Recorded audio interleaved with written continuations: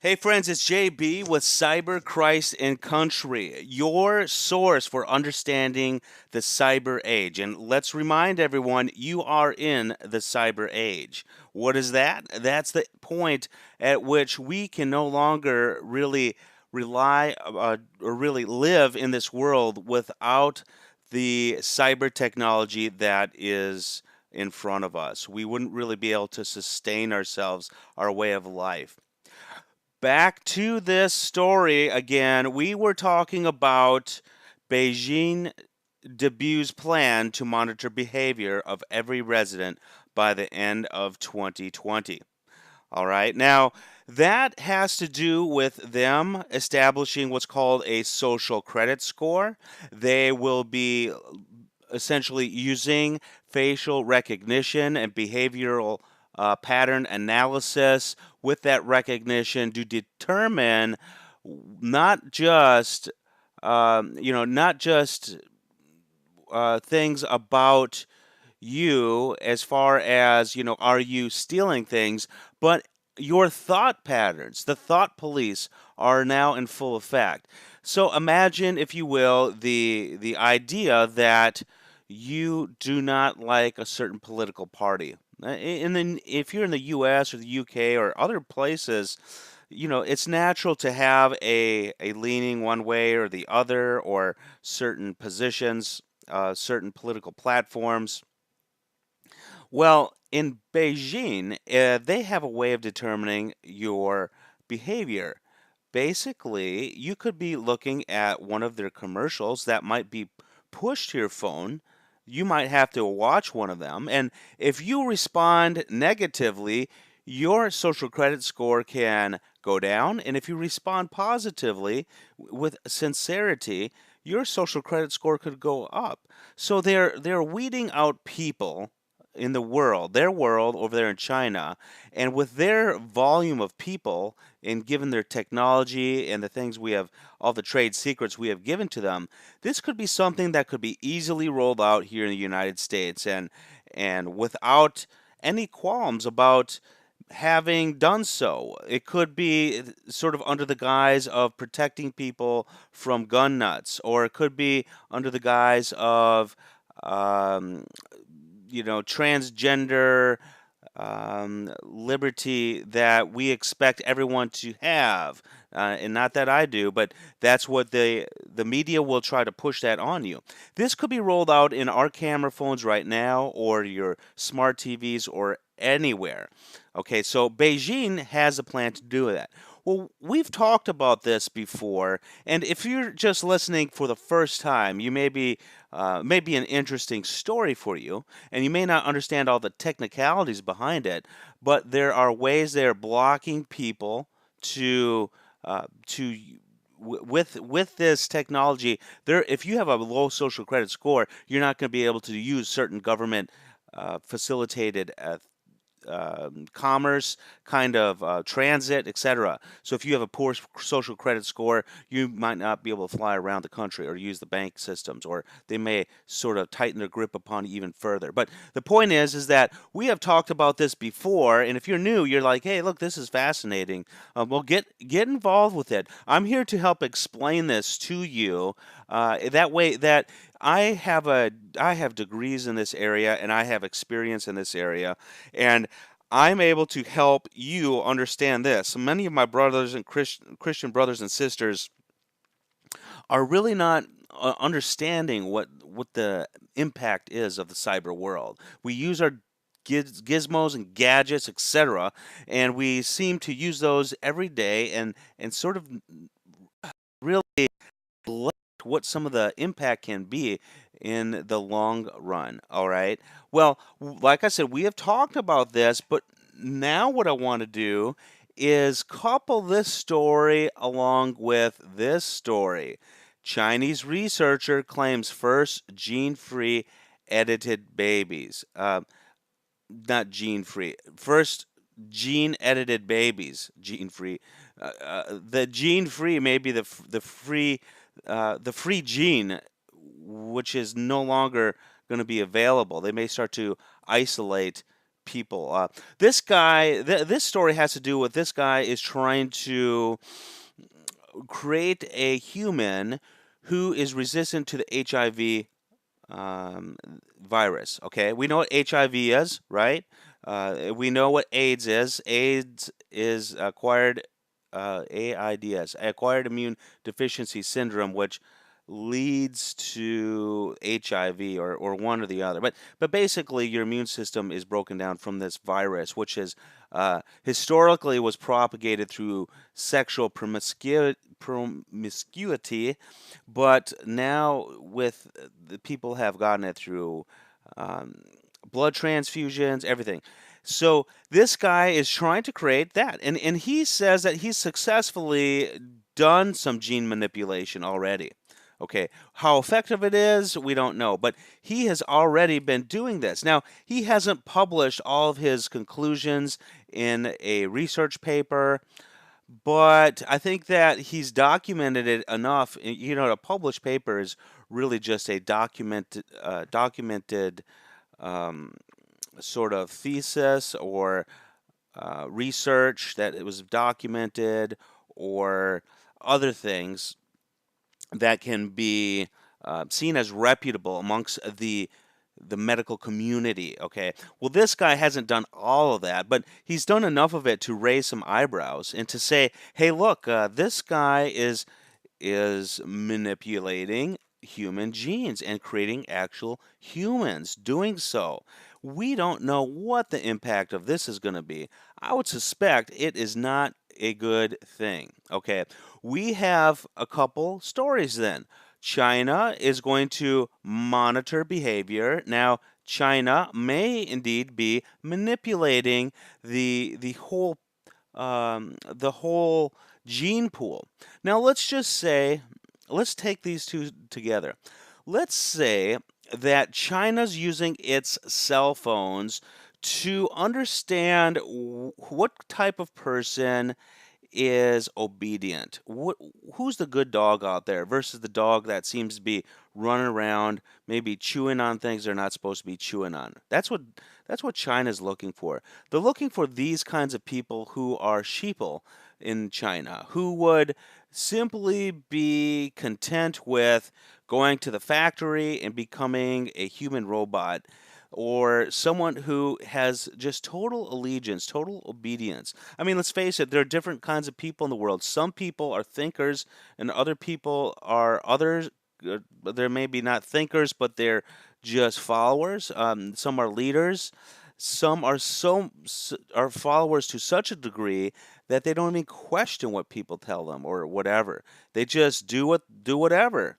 And I feel sorry for those people. But what if China starts to find those with the highest social credit score according to their standards, or it's high in certain areas? Like, there may be different categories of social credit score. There's a category for obedience, okay, and a category for workmanship, a category for uh, sort of adhering to the leader's um, strict guidelines, and so they may say, look, you know what, the ideal person in China would be one who is totally obedient, and we're going to look for people who are scored highest in this area, total obedience. Okay, and of those who are totally obedient, there's going to be some that are normally, or they're going to be pretty obedient, but there's going to be some, if you think of a bell curve way off here to the right, who are super obedient. And so, what if China takes all of those people who are super obedient to their cause and then starts to take the genes and starts to manipulate them into a new strand of people who live in China and are totally obedient to their leader over there? Okay. So, do you see how this can start to become a big problem here? Now, I'm not even talking about how interfering with God's ordination, his design from the start, is a problem. I'm not even talking about that. That's a whole discussion that really supersedes the one we're having right now, because anyone who who starts to manipulate the biology to such degree through genes, in my opinion, has crossed the borderline into sin, and instead of a doctor who's healing. Now, we had talked about this last week. We have a number of mice who were created from females, right, in China, and they were not male and female mice, but they were only female mice, and they've impregnated female mice with female stem cells, and we're able to produce babies. Okay. So when you couple all these stories together, it starts to paint a pretty bad image about our direction when it comes to humanity. How we try to take what God has done, okay, and try to manipulate it in such a way to control it in the way that we think, our sinful world thinks, is going to benefit their own power structure, okay? Because that's what it's about. I mean, China wants the power at the end of the day. I mean, if you sit back and you're like, well, why are they even doing this? I mean, what's the point? I mean, why don't they just let people live and let live, and instead of trying to do all these little tactics? Well, the problem is that there are people up there in power, and they want their way, and they feel their way is the best, and they feel that their way of preserving what they feel is the best, which is power, is to do it their way, okay, instead of God's way. So they're trying to really take over what God has already established, and they're doing it through thought, they're doing it through gene manipulation. Wow, this is all cyber related. You are in the cyber age, let me tell you, friends, because when they use technology, biotechnology, or digital technology, they couple it all together, and it becomes it puts us further down the rabbit hole than we ever would have imagined, okay? Because all this is cyber related. And when you have society dependent totally upon reproduction and using cyber techniques, okay, that's exactly what they're doing. They're putting a lot of this in computers and manipulating that. Well, guess what, friends? You are in the cyber age. Very sad, very sad. Well, let's take a look. This is that same guy here. What's our next story here? Well, welcome back, ladies and gentlemen. This is Cyber Christ and Country. We are in the next section of our show, which has to do with this missionary who went to a little island off of India, and this is this missionary who felt called by the Lord to go reach these people who were said to be unreachable. All right. What is the story? What is the backdrop? Well, initial story came out that this guy was some sort of tourist who was trying to go to an island, and basically as sort of like a thrill seeker would. You've seen these stories before where people go and they jump in the sea and they chum the water, and they're looking to have an experience close to sharks. And a lot of us, many of us are like, that's kind of a stupid thing to do, man. Why would you jump into shark infested waters, even if you're in a protected, some sort of shark cage, all right? Or you see these people, they own like lions and tigers, and the lion doesn't even understand its own power, and pretty soon he bites the head off of the owner, right? And we're like, the dumb guy or the dumb lady, what what sense is it to take this unnecessary risk of jumping in the pool of shark infested waters, or to own a lion or whatever the have you? Well, in the same way, when this story first broke, this man was said to be a tourist who's going into this sort of a forbidden island of uninhabited, these natives who have not had any modernization and have been left to be isolated because the country of India really couldn't do much with them. Every time they go to that island, these native people would shoot at them. We don't know what the reason is why they're shooting.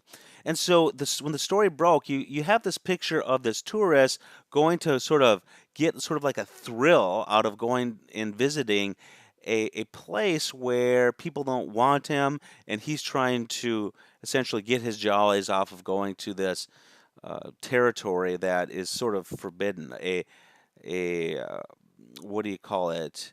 When the a reservation of sorts of people where they are totally isolated from the world. In fact, India has kind of outlawed people from going and visiting them.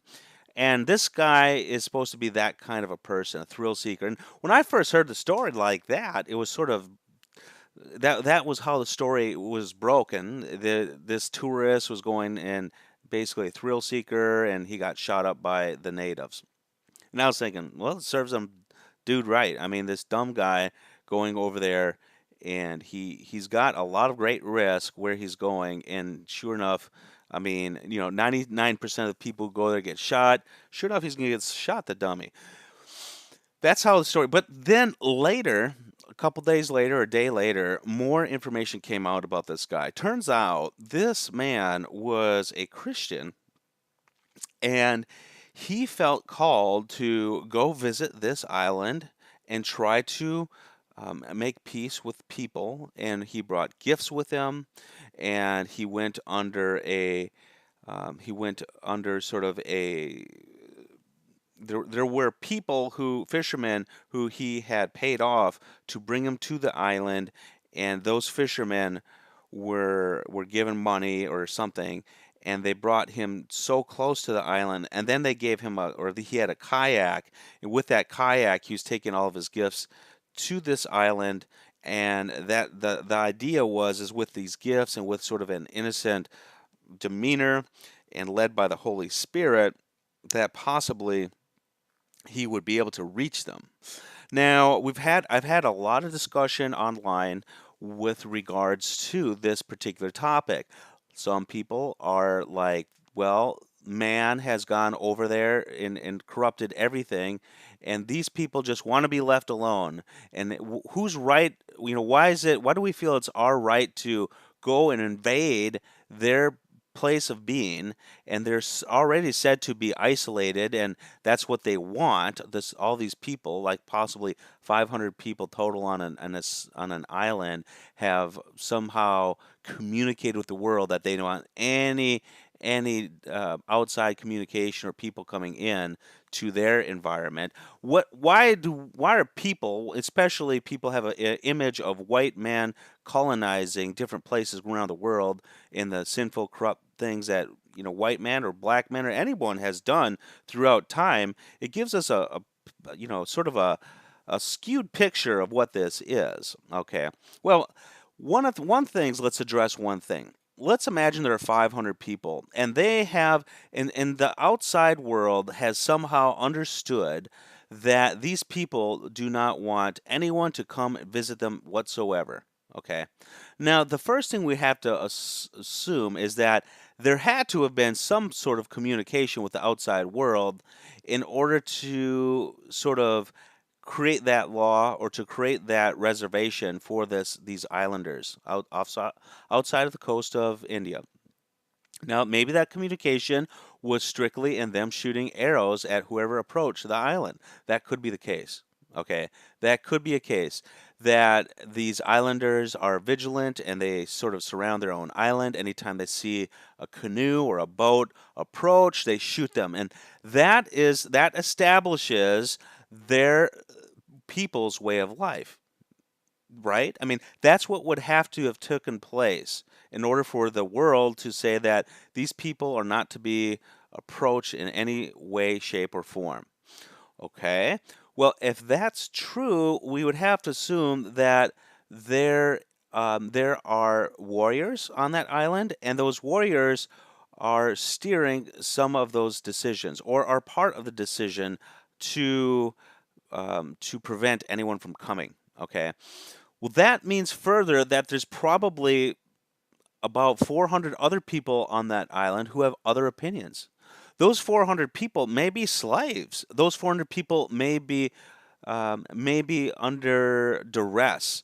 Okay, those 400 people be maybe are under a sinful nature to the degree which we would consider an atrocity. They may be having sexual perversion, they may have molestations of sorts, and so what we have to also assume then is that there may be a group of people who don't want outsiders on the island, but there must be also a small group of people who want off of that craziness, off of that island. I suspect we have to assume that that's at least a possibility, which means that this man coming there, it shouldn't be seen as a negative thing, even from a secular point of view.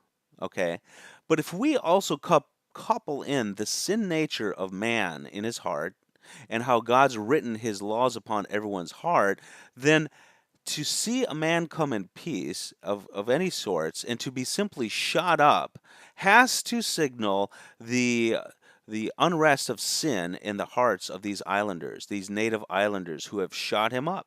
Okay, this tribe that shot him up they've already exhibited a murderous nature, a sin nature, okay, by simply shooting him up, which actually is additional communication. That gives us more communication to say that these people need the message of Christ greater than anyone that that we can possibly tell. Well, I'm not so sure about anyone, but just as much as anyone who desperately needs Christ, these islanders need him. Okay, so if this man actually goes to this island and he essentially is a missionary. He is doing the work of Christ by going to this island. All right, God commands us to reach out to these people who are like islanders or people who have not received the message of Christ. And you know what? Most of the time, you can find them in your own backyard. You don't need to go canoeing out in the Indian Ocean and some special island to find them. But this man felt the calling. Now, one has to wonder if he maybe could have used a little bit more wisdom or prudence to simply go there all by himself. But the fact of the matter is, there's no second guessing the situation now because he's dead, and it's not like, oh look, we made a mistake. Let's do it differently.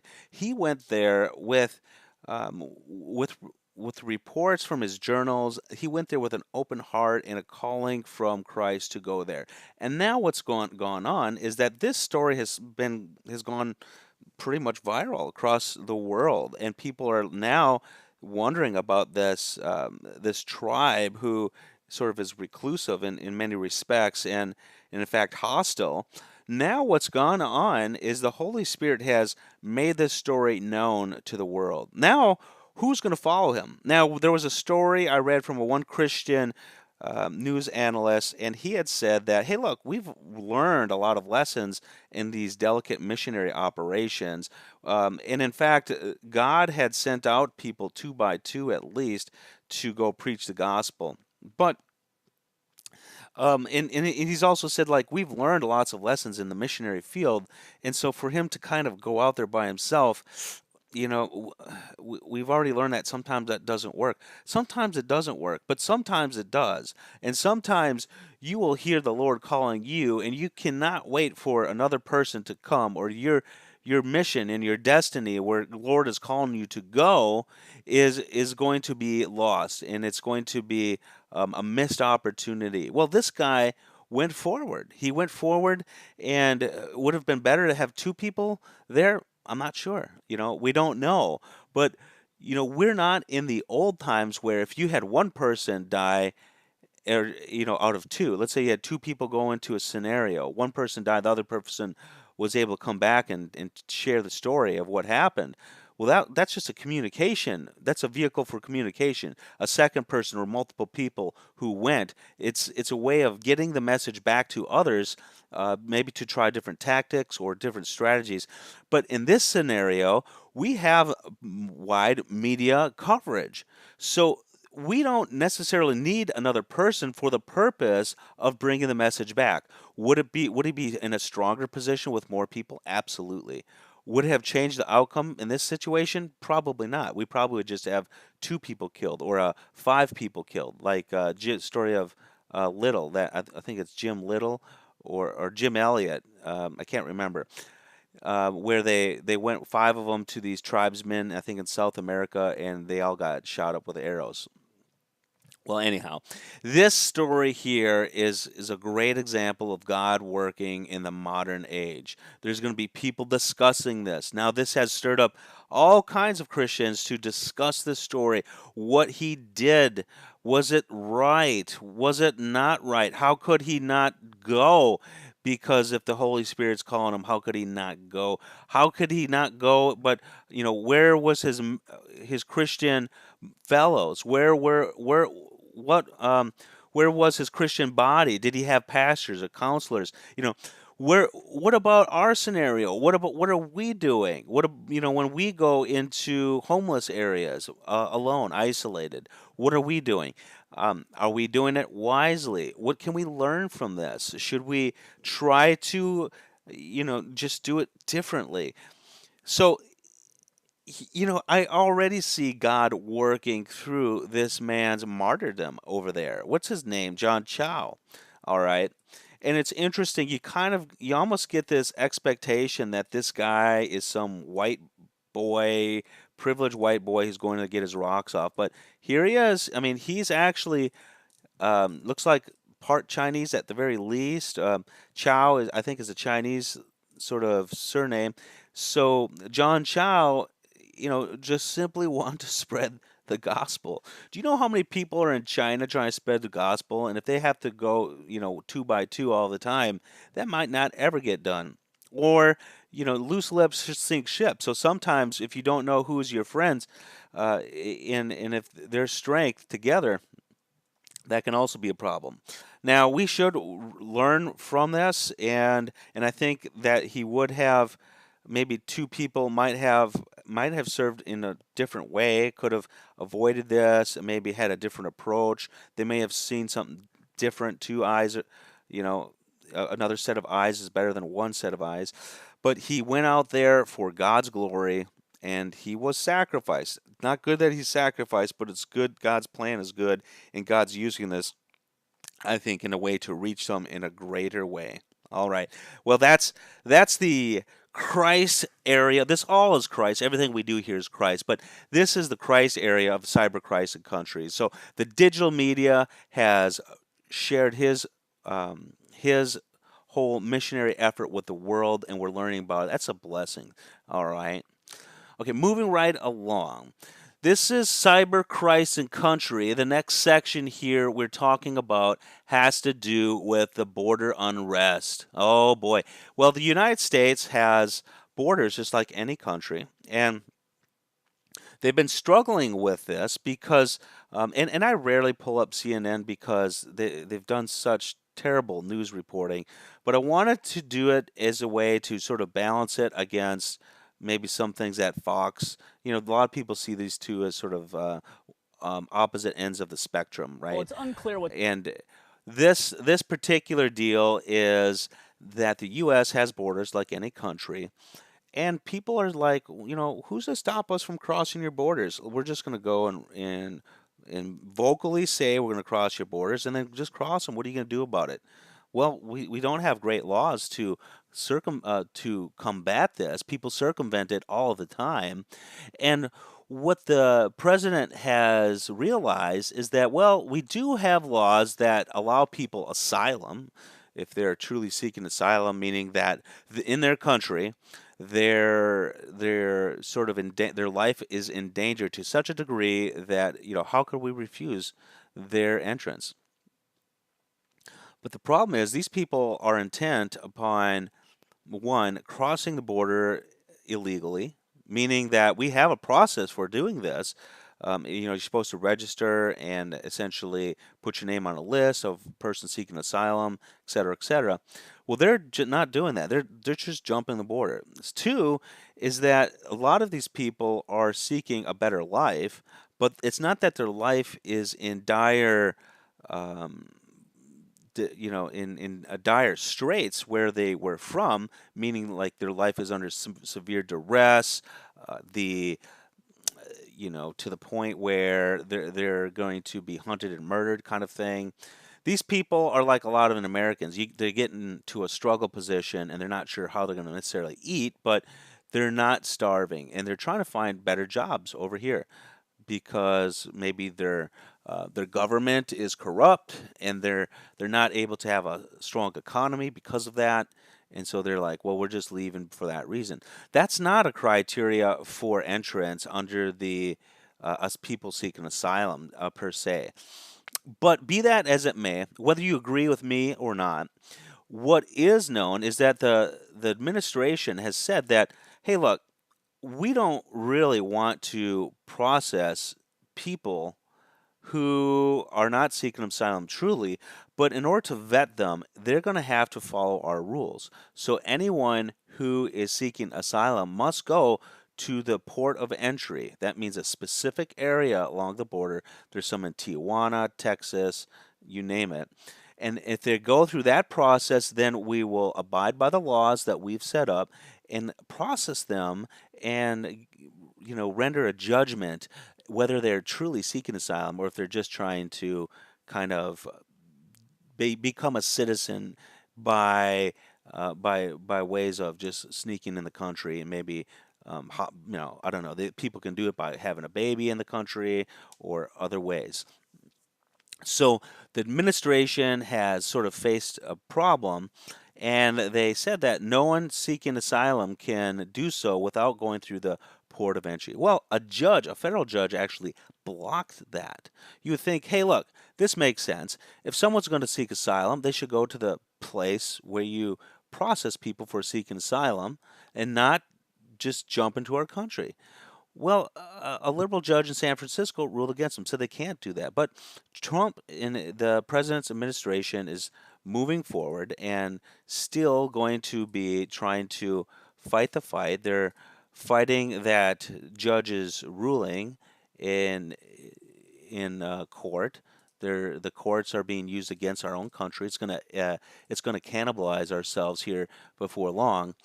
But that's what they're doing, and I really feel for these people. I really do. The people who are coming from Honduras or wherever, and I just ask the Lord to somehow be with them wherever they are, and to come to you, Christ, come to you in the way that they have not yet done, to come to rely solely upon you instead of their own devices of wherever they are and however they think that they can make their lives feel better. It's going to come through you first and foremost. So this is one of the hot topics of the United States for those of you who are listening outside of the United States. And you probably are thinking, hey, look, this doesn't make sense. If they're coming across illegally, they should be arrested. But in our country, we have laws that actually work against our ability to keep our country sovereign. So it's been a lot of politicians doing a lot of bad legislation over a number of years. And the gray areas, people are starting to walk in those gray areas, and it's becoming a problem. Okay, well, moving right along. This is Cyber Christ and Country, and you are in the digital age. Our final section today has to do with the Iran's call on the Muslims to unite and fight against U.S. and the cancerous tumor Israel. I was talking with my son the other day, and I'm just asking him. He's 13, and he knows everything. So I thought I'd ask him, and I said, you've heard about World War II, and you've heard about the big Holocaust against the Jews, and how for a period of time the world recognized that as a travesty. But here we have in our modern world is the Iran and other people, Muslims particularly, calling out Israel as sort of like a plague to be exterminated again. And the challenge here is that when you are starting to hold up Islam as a virtuous religion, okay, a religion of peace. What people do is they go around and say that Islam is a religion of peace, and there are peaceful Muslims in the world.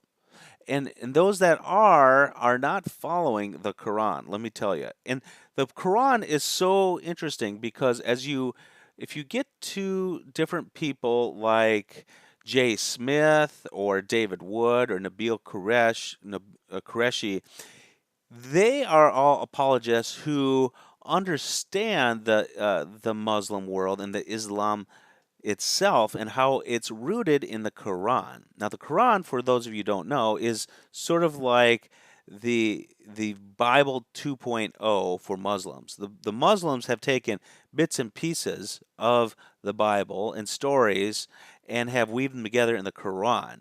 And you're like, JB, that's pretty bold for you to say. Well, look at when the Quran was created, look who created it, etc. The Muhammad himself didn't even read and write. So the point of it is that people have seen Islam as being a religion of peace, not really knowing what Islam is.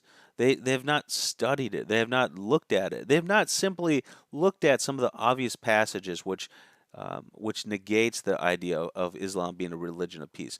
Many Muslims have taken the Quran and sort of reinterpreted it several times over and said that these things do not apply and these things do apply and have called it religion of peace. But those who would go back to the Quran, which would be their source of their belief, some people who do that in the narrow sense of the word, they will go and want to kill people, particularly Jews. So there's a couple problems here. A lot of the world is starting to lift up Islam, okay, and call it religion of peace. In the back of Islam is how in the Quran is how they want to destroy the Jews, particularly the Jews and Christians and any non-believers really, but particularly the Jews.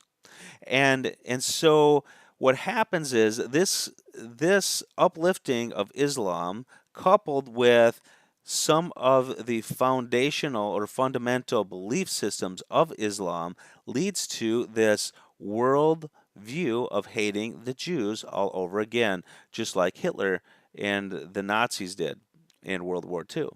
A lot of people don't know that Hitler thought a lot of Islam and really felt that he admired their strength and particularly their hate of Jews.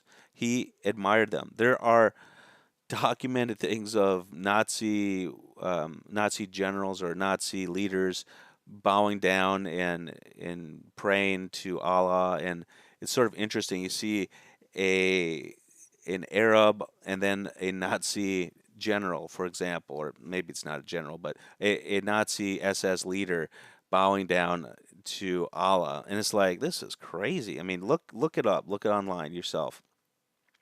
But the problem is that it's like history is repeating itself all over again. And the Jews are this little country in the middle of all these Arabs. And I tell you what, friends, they're struggling right now. They're struggling with their own identity. They are struggling with fighting against Islam. They're struggling in all kinds of ways. Now, in the back of my mind, I feel that the Jews have missed a lot of the opportunities, the boat, if you will, to believe in the Messiah Christ, and a lot of them are feeling that they are still God's chosen people. But I'm not so convinced of that necessarily. But we surely shouldn't just slaughter these people or castigate them down and relegate them um, to the status of being a population to kill, like like the Iran people do. I don't know what this is reading here. Israel is a cancerous tumor established by Western countries to advance their interests in the Middle East. Iran's President Hassan Rouhani said Saturday before calling on Muslim nations to unite and fight the U.S. Well, they're trying to. They hate us because we're not dumb in our country totally, and we don't really support the Iranian mission of getting nuclear weapons, etc. All right. So what is this? Where are we getting here? This is another call to try to kill Jews, and it's essentially coming from Iran. But what I'm warning you is that you'll notice, just keep watching and listening to the news and who hates Jews all the time, and what does this mean, and who's getting away with sort of this hate speech in this way. But if someone were to do a similar hate speech, quote unquote, of Islam, they get banned or they get called an Islamophobe or whatever. So it's the standard that it's a standard of sin and it's nothing new. But I want to call it out because it was something that was on my mind, on my heart. Well, my friends, this is Cyber Christ and Country. Now, we have talked about several things. If you want to have more elaboration on certain technical topics, I can do deep dives in special edition learning lessons such as blockchain, such as firewalls, such as privacy. Whatever it is that you feel that you are lacking, I want you to give me a heads up, post something in the comments or send me some information somehow and let me know what you think about the show.